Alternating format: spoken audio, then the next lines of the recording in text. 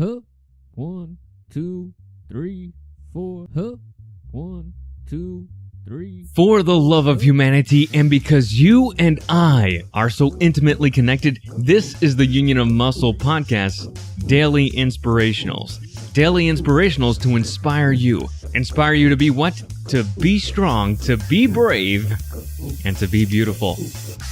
So we talked yesterday about how some rules have been put in place because you're not trusted to make good and adequate decisions for yourself. I'm going to bring this back to, we were talking about identity as well, about the identity that either is formed by you or is influenced by the world around you.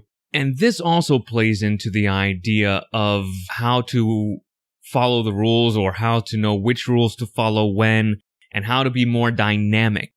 Allow yourself to be able to respond to life's challenges in a more fluid way than just hoping that you can plow through anything, keeping your blinders on. What happens when it is not an outer force saying that you're not smart enough, you're not good enough to understand how to make adequate decisions on your own, that you need some other rules, that you need to be led, that you need to be forced into a certain pattern in order for you to succeed? What happens when that is not an outside force, but that is an inside influence? Something where you yourself don't feel capable of making good decisions on your own. Did you hear that? What happens when it's you, yourself, who doesn't feel that you can make good decisions on your own? This happens to a lot of us, whether we know it or not, when we have what we perceive to be failures in life. When you have a goal, and oftentimes remember, you fail in these goals not because you don't have the adequate strength, you don't have the adequate ability, but it's because you chose a goal that was so opposite of where you are right now that you had to go through too much pain to get there. And that's just normally what's going to happen to everybody. So by doing nonlinear goal setting, where we're not setting a goal across a line, we're setting it in an arc or something right next to us, something where we might feel a little bit of discomfort in order to get there, or we might need to change just a little bit. That's how we're going to better accomplish it. But what happens again when we are the ones who feel like we're inadequate? That inadequacy often happens because of failures in our life, because we didn't use nonlinear goal setting, we were using linear goal setting. How do we combat that? Continue learning. Continue learning.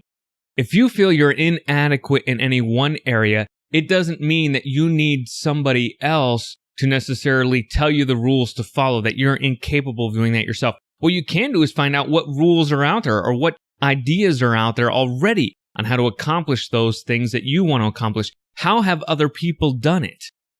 Learn from what they have done.